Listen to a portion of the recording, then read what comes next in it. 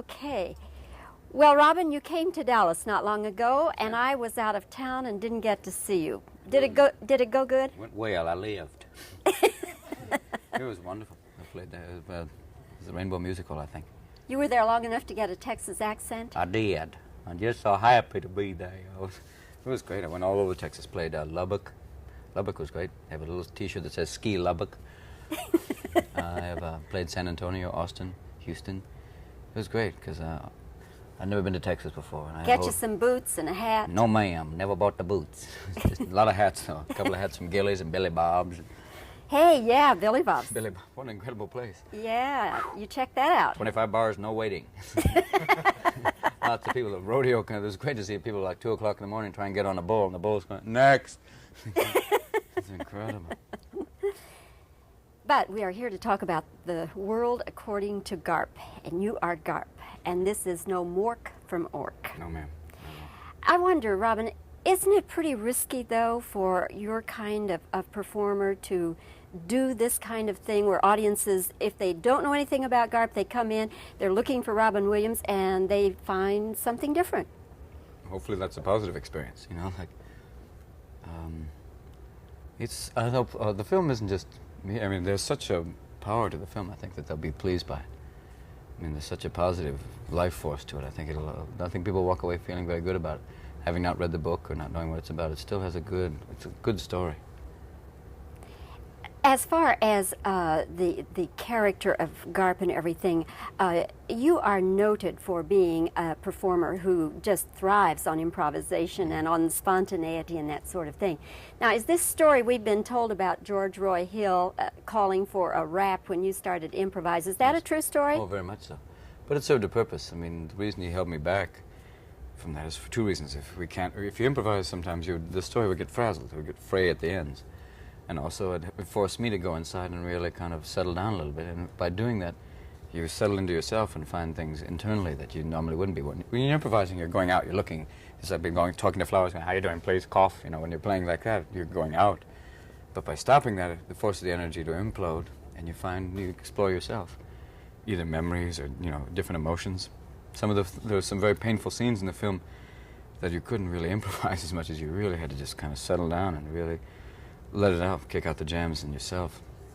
But given if he hadn't done that, if he hadn't called for rap, would you have tried to do more improvisation? I probably would have, till all of a sudden he would go, he makes this face when he doesn't like something, he goes, and you go, okay. He let me do that one day, and then they just made the point, and it was all over. He had to, just push it to us. I just tried that one time, and he made the point, and then we had to get down to some serious work. Why did you see yourself in this role? Because of, initially, the first thing that really hooked me in was this wrestling, because I loved wrestling so much in high school. Collegiate wrestling, which is different than, like, professional wrestling, where people going, nope. But collegiate wrestling is really an incredibly disciplined sport. Some people say it's kind of sadomasochistic, but it's a wonderful combination of training, endurance, mental agility. People who are wrestlers are a very bizarre breed of people, and that's what originally hooked me into it. They're usually very individualistic. They're usually, because no one comes to see your wrestling matches. Usually you're in a small, steamy room. It's always bizarre. I don't know if we can put this on TV, but I used to have my mother and father come see me wrestle once, and every time I was winning, but every so often the coach would yell, crotch ride, crotch ride. No, Mom was going, no, that's lovely. But it's a wonderful sport. I mean, I really loved it. It gives you a great feeling about yourself. And that's what hooked me into it. And after that, as I got further into the book, his soul and heart is incredible. He's such a sensitive, emotionally strong man that I really just got hooked into it. Did you ever have a chance to discuss Garp with John Irving? Yeah, at first he wasn't coming to see the shooting. Then he came to see a couple of dailies, and he really hooked into the film.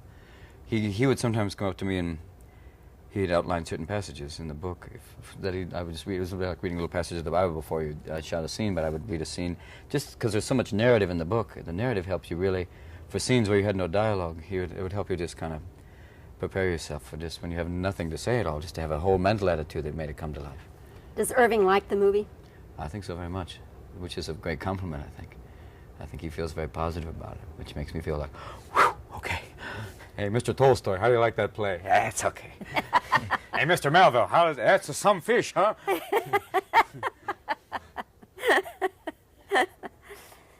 Robin, this is a very stressful time in your life, and you know we're all you know we're all pulling for you to get through this.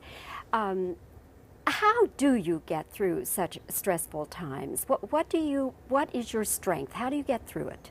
Well, my wife, she helps a lot. She's a real grounding influence. I have a ranch, a cattle ranch up in Napa, California, which is real wonderful. That helps a lot. It's hard to be real stressful when you have 600 acres going and lots of owls going, "Who are you?" And you're out there, and it's so calm that you lose. There's no pressures there for me. And when you're on the back of a mule and the mule's going, "What's your business?" It's wonderful. That helps. Running sometimes, swimming, and good friends, really good friends. Christopher Reeve's a good friend. He helps a lot. By having good friends, you can get through anything. Him and all my friends, they really help incredibly.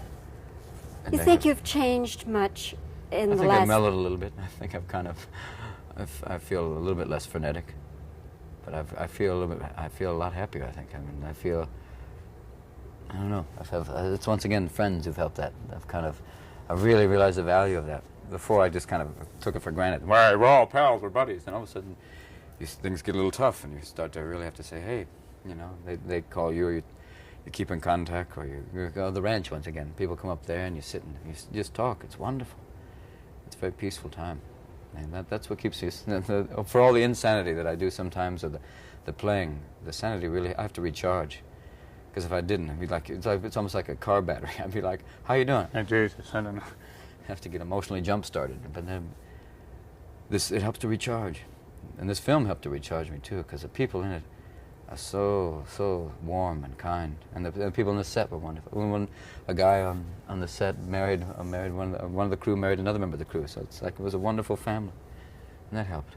And I also want to start my own family. That film also got me going on that, going, it feels like a little home family starter kit. Is your wife pregnant? Is that what you're saying? Not yet. I don't know. Is she? Is the rabbit dead? There's a rabbit going, "It's a boy." I don't know. Do you? What? You know? No. Oh, I get strange vibes. Gene Dixon going. Yeah, I get a lot of strange vibes, Robin. I hope soon. I'm trying. Okay. I'm firing all the shots I can. Say hi to Fort Worth, too. I love that. Listen, did you meet Billy Bob and Spencer? No, I didn't get to. Okay, you got to come back, and we'll all go to Billy Bob. Oh, Mr. Williams, come over here. Is that the Eiffel Tower? That's just for the kids. It's incredible. Big. I stayed at the Hotel Anatole there. That was that place. The Sistine Chapel is designed by Neiman Marcus. It was incredible. It was like, those tapestries, you like those? Those are just, there's a few nice things up there. It was incredible. You got our number pretty good, Robin. Oh, you weren't that long, but you got lots our of names number. like Billy Bob, Joe Jean, Joe Carzo, Jeff. But you can call me Chuck. Okay. Listen, if I don't call this stop, they're going to throw both of us out. I know what I'm feeling. I've only got 24 more to go. Hey, it is really terrific meeting you, Robin. Thank you, and I think come Academy Award time... Oh, God. No, I'm not going to say it. I'm not going to say it. Don't even, I'm that's not like gonna voodoo say it. time. No gree-gree, no gree-gree. Okay. Can't even work with that. Thanks, Robin. Thank you.